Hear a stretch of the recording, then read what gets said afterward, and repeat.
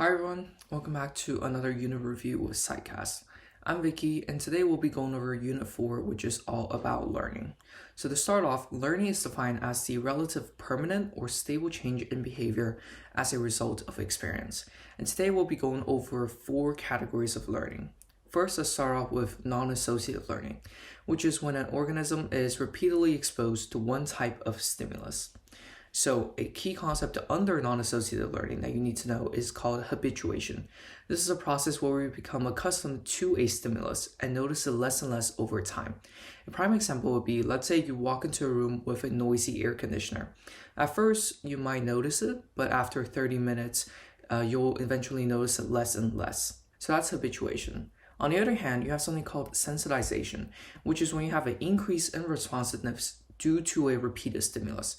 So you can kind of think of sensitization as the opposite of habituation, in which instead of ignoring the stimulus like what you would do in habituation, the stimulus actually produces a more exaggerated response in sensitization. An example would be, let's say you were at a loud concert. The noise may at first bother you, but as the noise continues, instead of getting used to it, you actually even feel more bothered by it. Now, the reason why I bring up sensitization is because of a therapy method known as systematic desensitization. And this therapy method is really common in treating patients with specific phobias, which is the irrational fear of something. So basically what systematic desensitization does is that, as the name suggests, you expose the patient to a system of hierarchy of their fears. What I mean by that is, let's say if somebody had a phobia of height, you would first make the patient walk up 1 flight of stairs and then look down. Then maybe next week 2 flights of stairs and then look down. And you keep progressing and you keep exposing the patient to higher levels of their phobia until next thing you know, the patient is at the top of the stairs and they're looking down and they've gone over their phobia. So that's systematic desensitization. Now let's move on to the next category of learning, which is classical conditioning. Now, classical conditioning is undoubtedly one of the most important concepts that you'll definitely need to know for the AP exam coming up in May. So classical conditioning occurs when a neutral stimulus is paired with a previously meaningful stimulus that eventually takes on some meaning by itself. The definition itself, I know, sounds like very what the heck, but I think after I mention one of the key experiments and then start defining it, it'll make more sense. So a key experiment in classical conditioning that we've actually have a podcast episode on, so make sure to go check that out, is Ivan Pavlov's dog, or else known as just Pavlov's dog. Basically, a guy named Ivan Pavlov noticed that every time he would give his dog food, the dog would drool. So then what Pavlov did was he would first ring a bell, then present the food, which would then in turn make the dog drool. So the process goes bell, food, drool, bell, food, drool. He keeps repeating this until at a certain point, Pavlov only rings a bell but doesn't present the food. But what he observed was that even when he just rang a bell, the dog would still start drooling. And this is a prime example of classical conditioning. So going back to that definition, classical conditioning occurs when a neutral stimulus, which in this case would be your bell, is paired with a previously meaningful stimulus, which in this case would be the food, so that it eventually takes on some meaning by itself. So that's classical conditioning. Now, psychologists have very specific terms that they use to identify the stimulus and the response in classical conditioning. First, we have unconditioned stimulus, which is the initially meaningful stimulus. And when I say unconditioned, it means not learned. So in this case, your unconditioned stimulus would be the food. The dog never learned that the food would, make him drool. It just naturally does. So you have the unconditioned stimulus, which is then followed by the unconditioned response. In this case, that would be the not learned response, which is just the drooling. The dog never learned that after he sees food, he needs to start drooling. He just naturally does it. Then we have the neutral stimulus, which is the stimulus that initially has no meaning. So that would be the bell. But then through classical conditioning, your neutral stimulus now became the conditioned stimulus. Conditioned stimulus is the initially neutral stimulus that has been learned to have a meaning attached to it. So conditioned stimulus and neutral stimulus are going to be the same thing. They're both going to be the bell. Your bell, which now became the conditioned stimulus, is going to elicit a conditioned response. This is a learned response to the conditioned stimulus. So in this case, that would be the drooling. The dog learned that after he sees a conditioned stimulus, the bell, he should start drooling. So some key things to remember. The word conditioned simply means learned.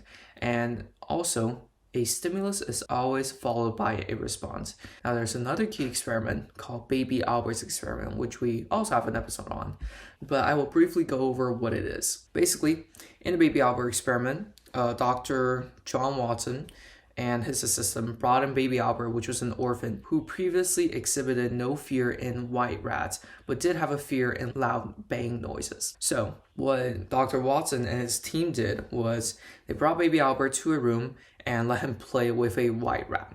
So at first, baby Albert, was vibing with the rat. They were chill, they were besties. But then laterwards, Dr. Watson brought the white rat out and then brought the white rat back in. And this time, when baby Albert would try to reach for the white rat, Dr. Watson would bang a metal bar, creating a loud noise that would scare baby Albert. So imagine baby Albert's trying to reach out for the white rat, but then he hears this loud banging noise that scares him and he starts crying. After he calms down, he tries to reach for the white rat again, but then the same thing happens. He gets scared again, and through repetition of this, eventually, baby Albert has now been classically conditioned to have a fear of the white rat. This experiment is, again, a prime example of classical conditioning, but what is specifically contributed to the field of classical conditioning is a few key phenomenons. First is generalization. This is the tendency to respond in the same way to different but similar stimuli. Basically, what Dr. Watson found was that baby Albert was afraid of white rats, but when he brought in another white furry object that's not a white rat, baby Albert was still crying and going into distress because he generalized the white rat with the white furry object that Dr. Watson later brought in. So that's generalization. However, there is another phenomenon that's kind of on the backhand of this, and that's discrimination. This is the ability to basically distinguish between the different stimuli. So going back to that baby Albert experiment, let's say if baby Albert was only going into distress when he sees a white rat instead of just any white furry object, then you can say that baby Albert is experiencing discrimination, and not like that, not in the prejudice sense, but he's able to discriminate and differentiate between the different stimuli, even though they're similar. So that's discrimination. Then you have acquisition, which simply means the initial phase of learning. So the acquisition in this case for baby Albert would be when he initially learns that every time he reaches out for the white rat, a loud noise would bang. Next is extinction, which is the elimination of your conditioned response through presenting your conditioned stimulus alone without the unconditioned stimulus. So in this case, it simply means when you keep presenting the white rat without the loud noise, baby Albert will eventually stop going into distress. However, there's another phenomenon called spontaneous recovery, which is when the original response disappears on its own, but then is elicited again by the conditioned stimulus at a later time. So imagine if baby Albert at first keeps seeing the white rat and doesn't hear the loud noise, so he doesn't go into distress anymore. Let's say 3 months later, the research team brings the white rat back to baby Albert, and all of a sudden this time he starts crying and going into distress again. That would be spontaneous recovery. So that's classical conditioning. The next category is operant conditioning. And operant conditioning involves an organism learning to make a response to obtain a reward or avoid a punishment. And a key thing to know is that these responses is not typically associated with getting a particular reward. Now, operant conditioning was pioneered by B.F. Skinner, but the whole idea was based off of Edward Thorndike's law of effect, in which behavior is more likely to reoccur if it is reinforced. Going back to B.F. Skinner, Skinner made major contributions to the field of operant conditioning through his Skinner box, which is basically an empty box that had a lever and a hole where a food pellet is delivered. In essence, what Skinner did was that he trained specific rats to press the lever, which is, reminder, not a typical behavior for rats, in order to get the food pellet. And the way he did that was through a process known as shaping. So first, the rat would receive food reward for simply being near the lever, then for touching the lever, and then finally for pressing the lever. And in the end, the rat will eventually only be rewarded if they are pressing the lever. In this case, you have a response and you have a reinforcer. The response in this case would be pressing the lever, and the reinforcer in this case would be food. Now, going more in depth into reinforcement, you have two categories. You have primary and secondary. Primary reinforcers are basically natural reinforcers. So food, water, sex, things that we need to live. Then you have secondary reinforcers, which are learned reinforcers. So like money. We don't need money to survive, at least back in the old days. But we have, over time, learned to want money. Going more in depth into reinforcement, there's something called positive reinforcement and negative reinforcement. Positive reinforcement are rewards that encourage a type of behavior. So I want to remind you this. When I say the word positive, I want you to think of addition. You're giving food, you're giving money, you're giving something. For example, going back to the Skinner box, when the rat presses the lever, it provides some food, which is a positive reinforcement that increases the likelihood of them pressing the lever again.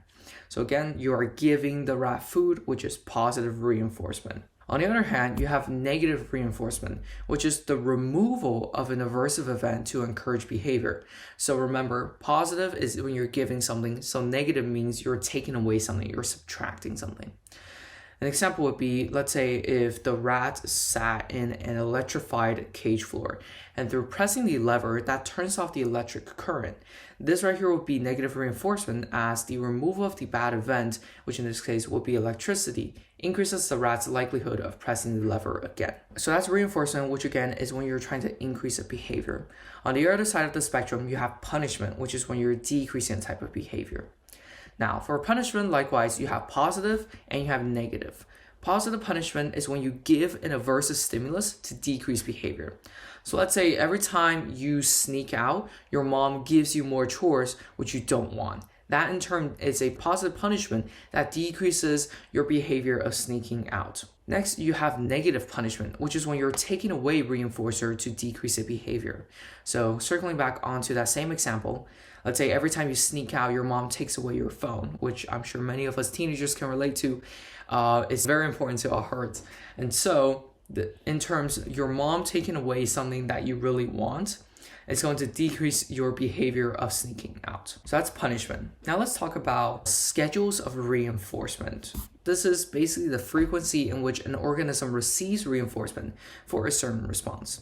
Now you have 5 types of schedules. First, you have continuous reinforcement, which is for every correct response emitted, you give them a reward. So continuous reinforcement produces a rapid learning, but also produces a rapid extinction. Next, you have fixed ratio. This is when a reward always occurs after a fixed number of response. So let's say for every 10 times you press the lever, you receive a food pellet. This fixed ratio schedule produces a stronger learning, but also extinguishes quickly. Something similar to fixed ratio is variable ratio, in which the ratio of response to reinforcement is unpredictable. So you don't know how many times you need to press a lever before the food comes out. This will take a longer time to learn, but is much more resistant to extinction. The 4th type is fixed interval. This is when reinforcement is presented after a fixed period of time. So it's at every 10 minutes the food pellet appears. And finally, you have a variable interval, which is when the reinforcement is presented at different time intervals. So it's a random time before the food pellet appears. So that's schedules of reinforcement. Now, something to note is that operant conditioning is often used in places with controlled population. So let's think of like prisons or mental institutions. And an application of operant conditioning is something called token economy, which is an artificial economy based on tokens, which in this case would be secondary reinforcers.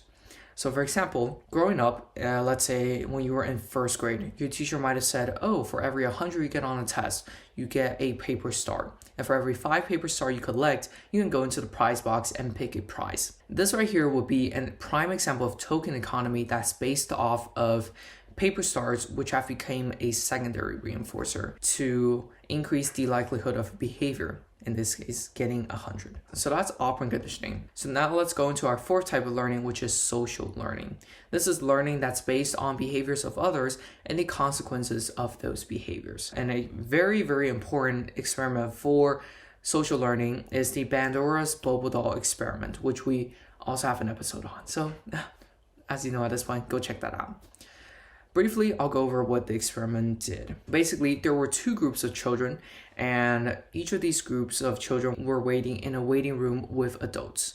However, the difference is that group 1 was waiting with adults who were just quietly sitting there, whereas group 2 were waiting with adults who started beating up an inflatable doll, which in this case is called a Bobo doll. Later words, the children were brought into a room filled with toys, and the children were playing with the toys and they were having a good time. But after a short period of time, the researcher told the children that they needed to be escorted out and they can't play with the toys anymore. This obviously frustrated the children, and the experimenters were interested in what each of these groups of children would do to their frustration. So group 1 were the children that were waiting with the adults that weren't doing anything, and no surprise, they were also quietly waiting for the researcher to let them back into the room to play with the toys. Whereas group 2, on the other hand, were brought into a room with a Bobo doll, and recall this was the group of children that were sitting with the adult that was beating up the Bobo doll.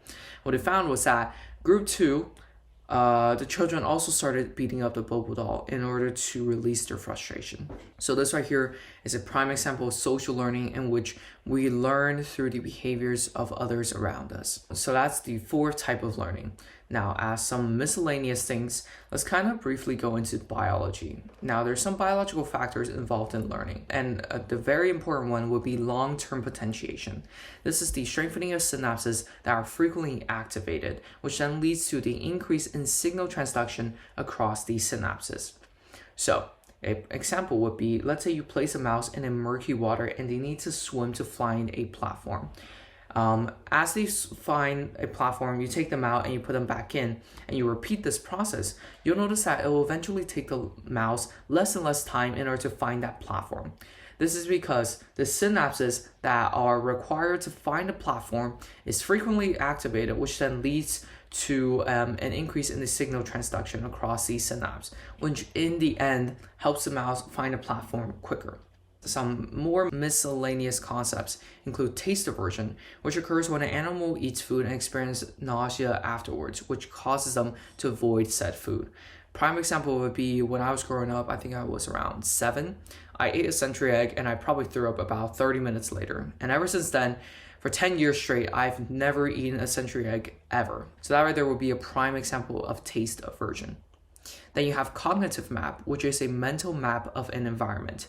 Now, key thing to know, every individual's cognitive map is different. So I live in Vegas. My cognitive map of Vegas is going to be very different to a tourist cognitive map of Vegas. My cognitive map might be more inclusive of things like school, gym, work, etc. Whereas a tourist's cognitive map of Vegas might just really be limited to the Las Vegas Boulevard Strip. So that's cognitive map. Then you have latent learning, which is learning that isn't expressed until a situation calls for it. And finally, insight learning, which is the sudden novel solution to a problem that we've been stuck on, hence the name insight. So that's it for this unit review. Hope you found it helpful.